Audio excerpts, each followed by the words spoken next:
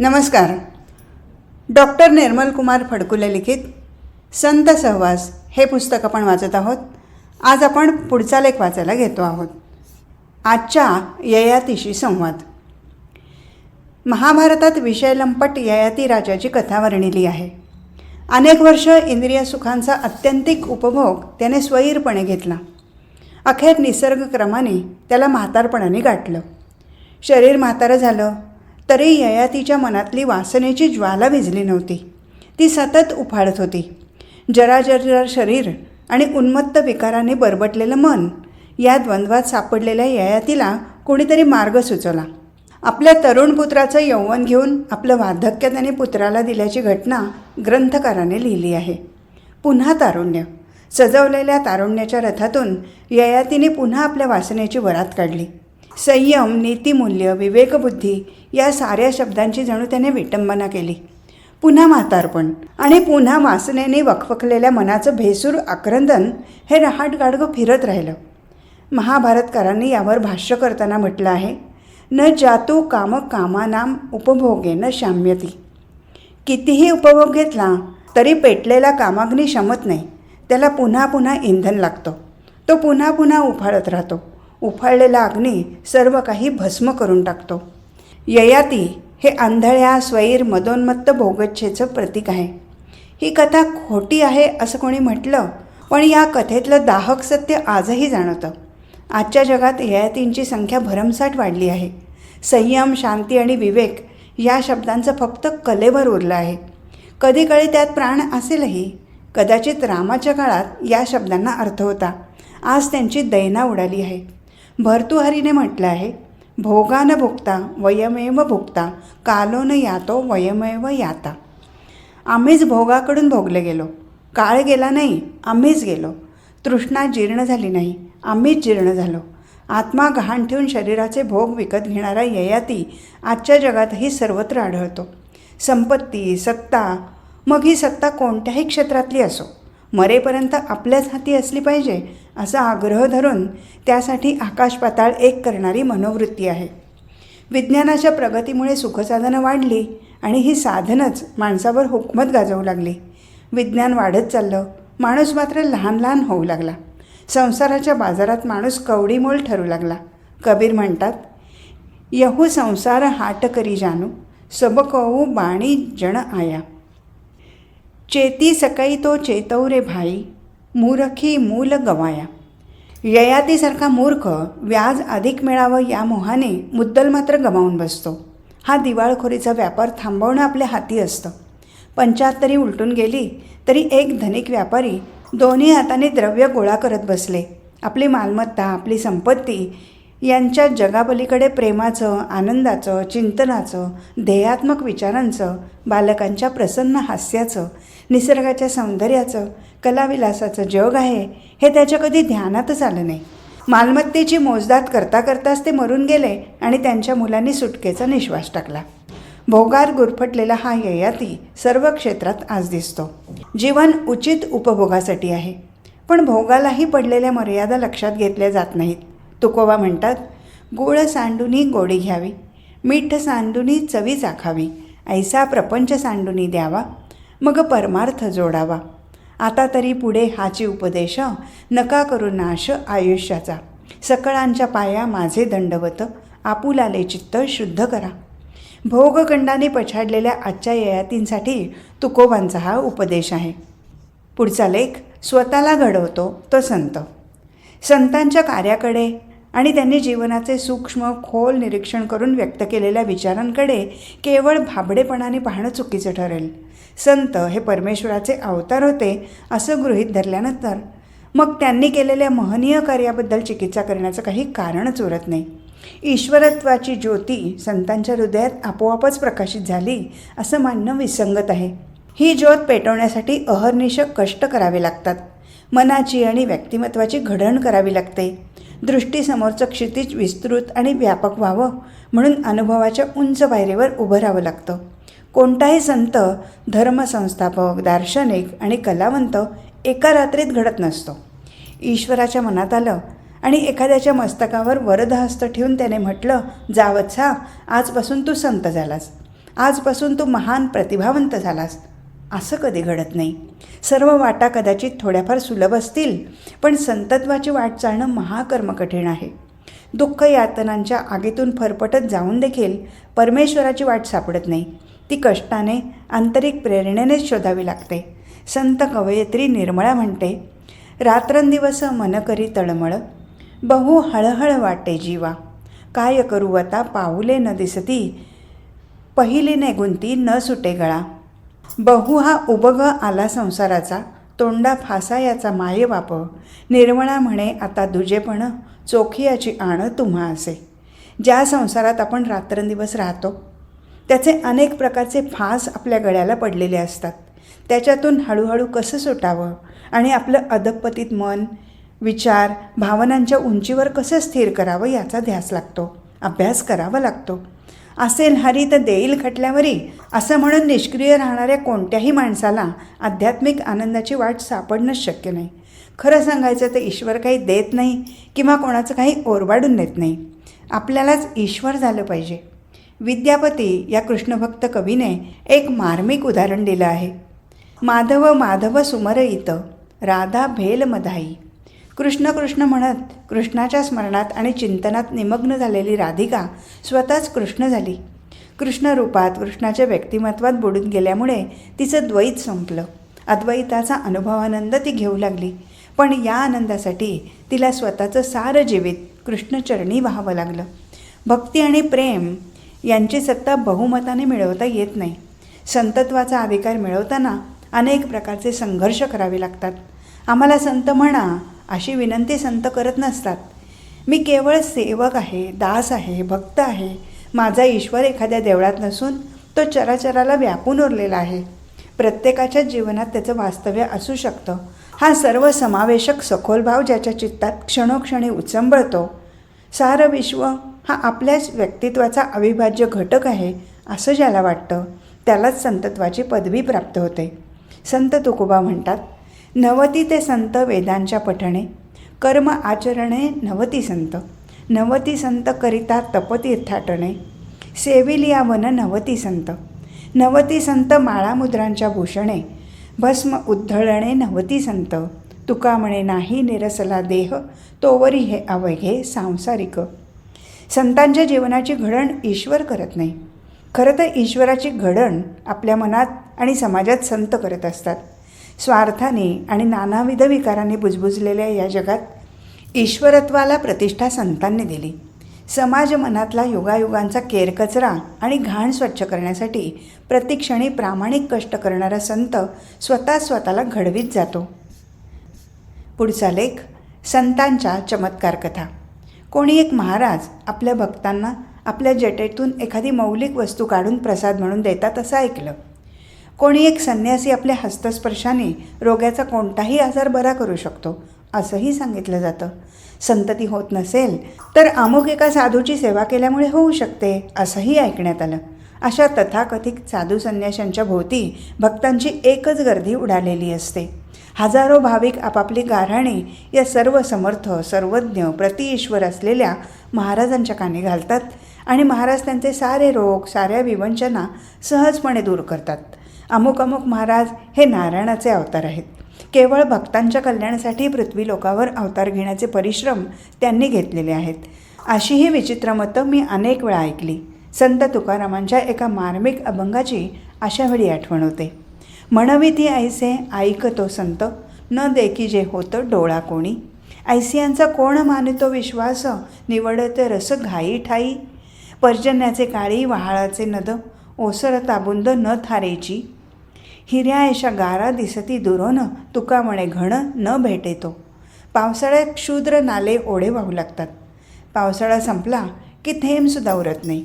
हिऱ्याप्रमाणेच गारा दिसतात, पण घण भेटला की हिरा आणि गारा यांच्यातलं अंतर स्पष्ट होतं. सर्वसामान्य माणूस तर्ककठोर निकषांवर साधूसंतांची परीक्षा करत नाही. त्याच्या श्रद्धेला खरं तर भ्रांतिष्ठपणाला काही अर्थ नसतो. एका मेंढराने खड्ड्यात उडी घेतली की शेकडो मेंढरं त्याचं अनुकरण करतात. प्रापंचिक दुःखाने अगतिक झालेल्यांच्या अंधश्रद्धेचा गैरफायदा घेण्याचं चातुर्य असल्या महाराज लोकात असतं. त्यांच्या चित्तात करुणा नसते, पांडुरंग नसतो, म्हणूनच तुकोबा म्हणतात, जळो तयांची संगती. महात्मा कबीरांनी तर अशा स्वार्थ साधूंवर आपल्या शब्दांच्या घणाचे घाव घातले आहेत. कबीर आणि तुकाराम यांच्या शब्दातली दाहकता समजण्यासारखी आहे. आपल्या संतपणाची जाहिरातबाजी करण्यासाठी नाना प्रकारच्या युक्त्यांचा अवलंब हे महाराज करत असतात. विषयांचे सुखसोहळे भोगत असतात. समाजाची प्रतारणा करून आपली महती जोपासण्याचा किफायतशीर धंदा ते करत असतात. सर्वसामान्य माणूस चमत्कार दिसला की नमस्कार करतो. त्या चमत्काराची तो कधीही चिकित्सा करत नाही. ती त्याची कुवतही असत नाही. चमत्काराच्या कथा केवळ दंतकथा असतात. कर्णोपकरणी त्या पसरलेल्या असतात. त्यात तथ्य नसतं हे तो मान्य करत नाही. त्यामुळेच दांभिकतेला तो नमस्कार करतो. या दंभाचं वर्णन कबीर करतात. क्या होवई गल माला डालई, कहा सुमिरनी लिए, क्या होवई कासिमे बासी कई, क्या गंगा जल पिये, जिनके नामना है हिये. हातात स्मरणी ठेवली काय, गळ्यात माळ घातली काय, काशीत अनेक वर्ष वास्तव्य केलं काय, मनात काय आहे हेच महत्त्वाचं असतं. माणसं वेशाला फसतात, भाषेला फसतात, साधूंनी केलेल्या चमत्कार कथा ऐकून फसतात. कोणत्याही संताने काहीतरी चमत्कार करून दाखवले म्हणून त्याच्या पायी लागणं हा वेडेपणा आहे. संतांचा खरा चमत्कार सांगायचा तर त्यांनी सारा स्वार्थ जाळून केवळ परार्थासाठी आपलं समग्र आयुष्य समाजाला दान केलं हाच असू शकतो. संत तुकोबांसाठी वैकुंठाहून विमान आलं आणि ते सदेह तिथे गेले या आख्यायिकेपेक्षा त्यांनी आपल्या संतत्वाने, प्रेमाने आणि प्रबोधन कार्याने महाराष्ट्रातच वैकुंठाचं उदात्त वातावरण निर्माण केलं हाच वैशिष्ट्यपूर्ण चमत्कार आहे. संत हे उपदेशक असतात, हितकर्ते असतात, मार्गदर्शक असतात. ते चमत्कार करणारे जादूगार नसतात. नाहीतर गाजराची पुंगी तैसे झाले नवे जोगी असा अनावस्था प्रसंग ओढवतो. पुढचा लेख, प्रपंच करावा नेटका. प्रपंच मुळातच नासका म्हणून तो सोडावा आणि परमार्थाची कास धरावी असं सांगण्यात येतं. संसाराची तृष्णा वाईट आहे असं म्हटलं जातं. समर्थ रामदासांनी स्वतः प्रपंच केला नाही. प्रपंचाच्या दालनात प्रवेश करण्यापूर्वीच ते सावध झाले आणि व्यक्तिगत संसाराकडे पाठ फिरवून त्यांनी महाराष्ट्राच्या प्रपंचाची उभारणी करण्याचा प्रयत्न केला. वैयक्तिक स्वरूपाच्या प्रपंचात रमून जाण्याचा त्यांचा स्वभाव नव्हता. पण त्यांच्यासारख्या समर्थाचं अनुकरण सर्वसामान्य माणसांनी करू नये. प्रापंचिक क्षेत्र सोडून एकदम परमार्थाच्या विशाल प्रांगणात उडी घेणं सर्वांनाच शक्य नसतं आणि ते इष्टही नाही. परमार्थी होण्यासाठी मानसिक आणि बौद्धिक परिपक्वता यावी लागते. विषयोपभोगांची आसक्ती ओसरावी लागते. अन्यथा परमार्थाच्या वाटेवरून चालताना देखील भोगासक्ती पावलोपावली अडवू लागते. वासना वेढा घालू लागते. तिच्याशी अटीतटीचा संघर्ष करण्यातच शक्तीचा व्यय होऊ लागतो. अखेर वासना बलवान होत होत विवेकाला क्षीण करते. त्यामुळेच प्रथम नेटकेपणाने प्रपंच करून नंतर परमार्थाकडे वळणं हेच संयुक्तिक असतं असा निर्णय दिला आहे. ते म्हणतात, आधी प्रपंच करावा नेटका, मग घ्यावे परमार्थ विवेका. येथे आळस करू नका विवेकी हो. प्रपंच सोडून परमार्थ कराल तेणे तुम्ही कष्टी व्हाल. प्रपंच परमार्थ चालवाल तरी तुम्ही विवेकी.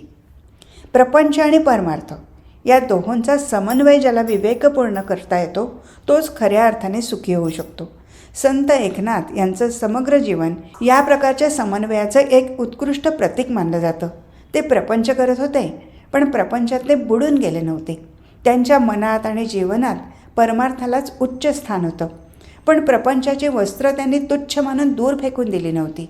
कित्येक साधक अतिउत्साहाच्या भरात संसारावर लाथ मारून संन्यास घेतात आणि परमार्थाची वाट चालू लागतात. ज्यांना प्रापंचिक वाटेवरून चालणं देखील कष्टाचं होतं त्यांनी चाकोरी सोडून परमार्थाच्या काटेरी वाटेने चालण्याचा प्रयत्न करणं समूळ चुकीचं आहे. परमार्थाबद्दल प्रेमाची एखादी सौम्य आणि आकर्षक झुळूक मनाला लागताच साधक बाधक विचार न करता प्रपंचाकडे पाठ फिरवण्यात धोके आहेत. हा समर्थांचा सल्ला मानला पाहिजे. त्यांनी म्हटलं आहे, प्रपंची जो सावधान तो परमार्थ करील जाणं, प्रपंची जो अप्रमाण तो परमार्थी खोटा. प्रथम प्रपंचाकडे सावधपणे सूक्ष्मपणे पाहता आलं पाहिजे. त्याच्या सामर्थ्याची आणि मर्यादांची जाणीव झाली पाहिजे. त्याचे मोह, त्यातले लोभ आणि क्षोभ दुस्तर असतात. माणसाला ते खिळवून टाकतात. या विकारांशी झगडण्याची आणि प्रापंचिक जबाबदारी पेलण्याची क्षमता आली पाहिजे. जो प्रपंचातच फसतो तो परमार्थात कशाच्या बळावर वाटचाल करू शकणार आहे? प्रपंचही बुडाला आणि परमार्थही बुडाला. ही शोचनीय अवस्था होऊ नये म्हणून प्रथम योग्य ती तपस्या आवश्यक असते.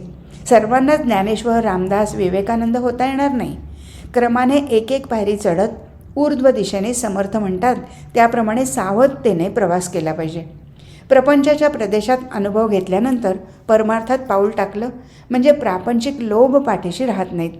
काही अविवेकी पथिक जवळचा रस्ता म्हणून एकदम परमार्थाच्या घनदाट अरण्यात घुसतात. कुठे आणि कसं जायचं ते कळतच नाही. प्रपंच आणि परमार्थ मात्र हरवून जातो. त्यांची फक्त भ्रमंती चालू राहते. अपयश आणि नैराश्य यांचा अंधार मनात दाटत जातो. कोणताच किनारा न भेटल्यामुळे भ्रमाच्या भोवऱ्यात सापडून साधकाच्या जीवनाची शोकांतिका होते. समर्थाचा निष्कर्ष चिंतनीय आहे. संसारी असतामुक्त तोची जाणावा संयुक्त, अखंड आहे युक्तायुक्त विचारण आहे. पुढचा लेख आत्मा हा विठ्ठल. हृदयाचा विकास झाल्याशिवाय आणि जीवनाचं सूक्ष्म सर्वांगीण चिंतन केल्याशिवाय कवीच्या काव्याला चैतन्याचा स्पर्श होऊ शकत नाही. कविता म्हणजे केवळ आकर्षक शब्दांचा विलास नव्हे. कवितेतून मौलिक जीवनसत्य प्रकट झाली पाहिजेत. त्यासाठी कवीला प्रतिभेबरोबरच जीवनाची सखोल अनुभूती आवश्यक असते. संतांच्या काव्यात अनुभवाचं सार आहे. विचाराचं मंथन करून त्यातून जे तत्त्वज्ञानाचं नवनीत निघालं ते त्यांनी आपल्या कवितेतून वाचकांना दिलं आहे. काव्यानंद देण्यापेक्षाही जीवनविचार प्रत्येकाने पण सुगम भाषेतून व्यक्त करावेत आणि वाचकांच्या मनात चिंतनाच्या लाटा निर्माण कराव्यात. त्यांना प्रबोधित करावं या हेतूतून संतवाणीला आकार आला. कवित्व आणि संतत्व यांचा संयोग झाल्यामुळे साहित्यालाही आपलं सामर्थ्य लाभलं. भक्तीचा विचार आणि मनातला सात्विक आशय बहुतेक सर्व संतांनी रूपकात्मक भाषेतून सांगितलं आहे. संत एकनाथांच्या या काव्यपंक्ती पाहाव्यात. काया ही पंढरी, आत्मा हा विठ्ठल, नांदतो केवळ पांडुरंग. भावभक्ती भीमा उदक तेव्हा आहे, बरवा शोभत आहे पांडुरंग. दया क्षमा शांती हेची वाळवंट, मिळाला असे थाट वैष्णवांचा. देखिली पंढरी देही जनिवनी, एका जनार्दनी वारी करी. आपलं शरीर ही पंढरी आणि आपला आत्मा हाच पंढरीत नांदणारा परमेश्वर ही नाथांची अनुभूती आहे. सर्वसामान्य माणसाला या प्रकारचा अनुभव मिळवण्यासाठी दीर्घ तपश्चर्या करावी लागेल. दया, क्षमा, शांती या गुणांची उपासना करावी लागेल. एकनाथांचा अनुभव म्हणजे कल्पनाविलास नव्हे. शरीररूपी पंढरीत परमात्म्याचं वास्तव व्हायचं झालं तर शरीर, मन आणि बुद्धी यांचं शुद्धीकरण केलं पाहिजे. दैनंदिन व्यवहारात सामान्य माणसं शरीराच्या पोषणाची चिंता करतात. मन, बुद्धी आणि आत्मा यांचा विचार त्यांच्या चित्तात क्वचितच येत असेल. आपण केवळ शरीरापुरते मर्यादित नाही. शरीर हे तर आत्म्याच्या रक्षणासाठी उभं केलेलं एक कुंपण आहे. कुंपणाचीच फक्त काळजी घ्यायची आणि आत्मरूपी विठ्ठल मात्र दुर्लक्षित ठेवायचा हा वेडेपणा आहे. जोपर्यंत आत्मसंवाद होत नाही तोपर्यंत आत्मा हाच विठ्ठल ही प्रचिती येणार नाही. नाटकात ज्याप्रमाणे स्वगत भाषण असतं त्याप्रमाणे प्रत्येक माणसाने स्वतःशी बोललं पाहिजे. स्वतःलाच प्रश्न विचारले पाहिजेत. संत स्वतःशी बोलतात, वादविवाद करतात. तुका म्हणे होय मनासी संवाद, आपुलाची वाद आपणासी. ज्याला स्वतःशी भांडण करता येत नाही त्याला सत आणि असत यांची चिकित्सा करणं अशक्य आहे. आपणच आपल्याला जाणून घेणं आवश्यक असतं. केवळ अध्यात्माच्या क्षेत्रातच नव्हे तर दररोजच्या स्वार्थमय जीवनातसुद्धा स्वतःशी वादसंवाद करण्याची सवय ठेवली पाहिजे. व्यापारी ज्याप्रमाणे रोजचा जमा खर्च काटेकोरपणे लिहितो आणि शिल्लक किती आहे याचं भान ठेवतो त्याप्रमाणे आपले रागद्वेष, कामक्रोध, प्रेम आणि भक्ती यांचा हिशोब ठेवण्याची सवय जडवून घेतली तर मन आणि बुद्धी दररोज स्वच्छ करता येईल. तुकोबा म्हणतात, कामक्रोध आम्ही वाहिले विठ्ठली, आवडी धरली पायांसवे. आता कोण पाहे मागे परतोनी, गेले हारपोनी देहभाव. विकारांचा हळूहळू आणि कणाकणाने निचरा व्हावा यासाठी तुकोबा म्हणतात त्याप्रमाणे स्वतःशी वादविवाद करावाच लागेल.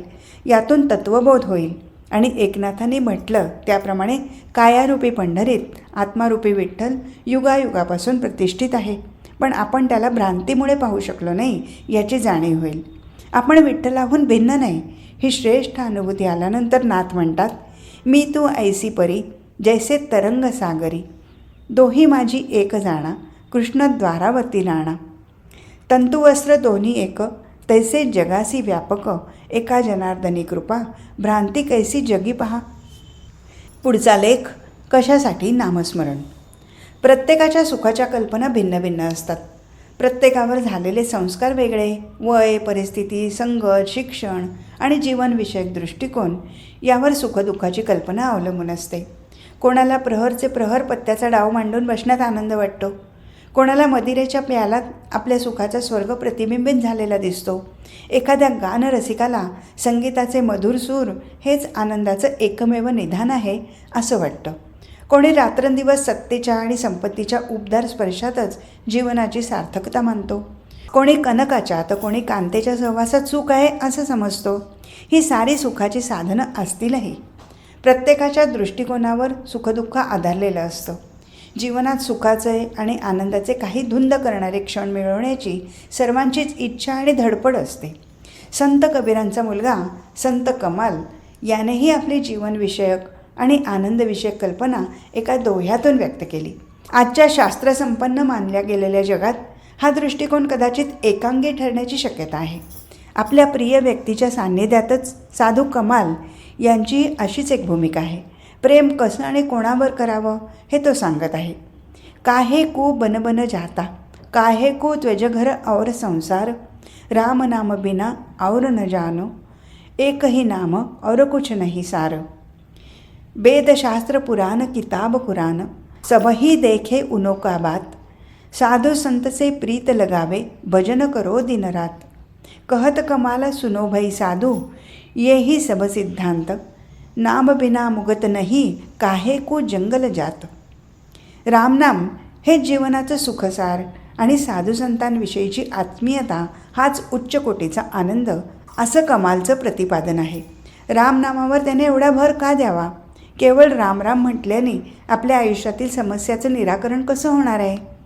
नामस्मरणावरचा हा आत्यंतिक भर अनेकांना संयुक्तिक वाटत नाही आणि निष्क्रिय राहून केवळ रामकृष्ण हरी या मंत्राचं म्हणजेच नामाचं पठण करण्यामुळे काय साधणार आहे?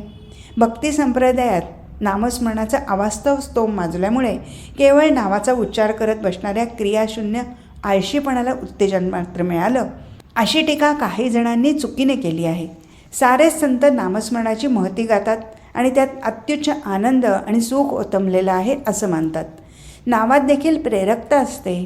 प्रिय आणि पूज्य नाव आल्हाददायक वाटतं याची थोडी चिकित्सा केली पाहिजे. राम आणि कृष्ण ही व्यक्तिमत्व क्रियाशीलतेची, पराक्रमाची, निर्मिती प्रवणतेची, ज्ञानाची आणि जीवनातील सौंदर्याची प्रतीकं ठरली आहेत. दुष्टत्वाचा अंधार उजळून न्याय आणि सुजनता याची प्रतिष्ठापना करणारी ही तेजाची दर्शनं आहेत. त्यांच्या नावाचा उच्चार करणं म्हणजे त्यांच्या गुणांचा, प्रवृत्तीचा आदर करणं. ही केवळ सामान्य नामे राहिलेली नाहीत. कमालसारखा भक्त जेव्हा रामनामातच आपलं जीवनसुख पाहतो तेव्हा रामचंद्राच्या आयुष्याची त्याग आणि प्रेम आणि पराक्रम यांनी उजळून निघालेली दिव्य कथा त्याच्या अंतःकरणाच्या पडद्यावर चित्रित होत असते.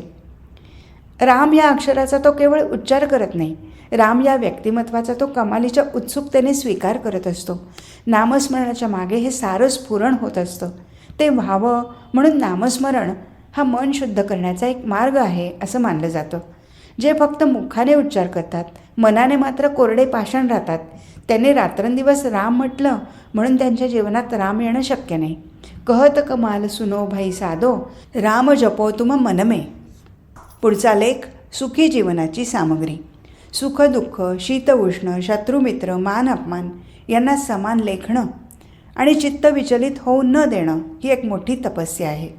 भक्त, स्थितप्रज्ञ आणि गुणातीत यांची ही लक्षणं गीतेत सांगितली आहेत. सुखदुःखांकडे समदृष्टीने पाहणं सर्वसाधारण मनुष्यालाच काय, पण ज्ञानवंतांना आणि कित्येक ऋषीमुनींना देखील शक्य नसतं. जीवनातल्या या द्वंद्वात्मक अवस्थात ज्याचं मन समतोल राहतं तो एका अर्थाने भाग्यवान म्हटला पाहिजे. संयम आणि विवेक यातूनच मानसिक संतुलन येऊ शकतं. ज्ञानेश्वरांनी आपल्या काव्यात्म भाषेतून केलेलं या संदर्भातलं वर्णन पुन्हा पुन्हा वाचण्यासारखं आहे. पार्था जयाच्या ठाई वैषम्याची परी नाही, रिपुमित्रा दोन्ही सरिसा पाडू. जो खांडावे या घावोघाली, का लावणी जेणे केली, या दोघा एकेची सावली वृक्ष जैसा. ज्याने लावणी केली त्याला आणि जो घाव घालतो त्यालाही वृक्ष ज्याप्रमाणे समभावनेने सावली देतो किंवा चंद्रिका आपली शीतल किरणं राजा आणि रंक आणि सर्व प्राणीमात्र यांच्यावर पाडते, त्याप्रमाणे ज्ञानीभक्त सर्वांनाच समभावनेनं वागवतो. त्याच्यापाशी पक्षपात नसतो. एका अर्थाने हे वर्णन संत ज्ञानेश्वरांचं किंवा कोणत्याही श्रेष्ठ संतांचं आहे असं म्हणता येईल. सर्वांकडे परिपूर्ण समत्व भावाने पाहण्यासाठी निर्विकार अवस्था आवश्यक असते. आपण तर पावलोपावली विकारवश होत असतो. आपल्या वृत्तीत, दृष्टीत, शब्दात आणि वर्तनात विकारांच्या लहान मोठ्या लाटा उसळत असतात. मन सारखं हिंदकळत असतं, अस्वस्थ असतं. त्याचा परिणाम शरीरावरही होतो. विकारांच्या अधीन होणं म्हणजे निरनिराळ्या रोगांना आमंत्रण देणं होय. रोगट मनाचा भार शरीर सहन करू शकत नाही. आपल्याला स्थितप्रज्ञ कदाचित होता येणार नाही, पण मानसिक शांतीसाठी आणि शरीराच्या आरोग्यासाठी संयमाची, सहिष्णुतेची जरूर आहे. प्राचीन जैन आचार्य अमितगती यांनीही मन विकाररहित ठेवण्याचा उपदेश केला आहे. ते म्हणतात, सत्वेषु मैत्री, गुणीषु प्रमोदम, क्लिष्टेषु जीवेषु कृपापरत्वम, माध्यस्थ भावम विपरीत वृत्तौ, सदा ममात्मा विदधातु देव. प्राणीमात्रांविषयी मैत्री, गुणवंतांविषयी संतोष, दुःखी जीवांविषयी करुणा, विरोधकांविषयी तटस्थता माझ्या मनी सदैव राहो. ही केवळ प्रार्थना नाही, सुखी जीवन जगण्याची हीच महत्त्वपूर्ण सामग्री आहे. संतांच्या मनात निखळ प्रसन्नता नांदत असते. त्याचं कारण त्यांची वृत्ती निर्वैर असते. आपल्याला ज्ञानेश्वर किंवा तुकाराम होणं शक्य नसलं तरी त्यांच्या पावलावर एखादं पाऊल टाकणं शक्य आहे. हा एक अभ्यास योग मानावा. शरीराने बाह्यता सुदृढ पण मनाने रोगग्रस्त असलेले लोक स्वतःबरोबरच इतरांच्या विनाशाला कारणीभूत होतात. 6 ऋतू येतात आणि जातात, पण त्यांचा लेप जसा आकाशाला लागत नाही, अशा निर्लेप वृत्तीची उपासना आयुष्यात जो करेल त्याला दीर्घकाळ संतोषाने जगता येईल. भगवान गौतम बुद्धाला एकदा एका विरोधकाने पुष्कळ अपमानास्पद शिव्या दिल्या, पण बुद्धाच्या प्रशांत मुद्रेवरचं प्रसन्न स्मित किंचितही कमी झालं नाही.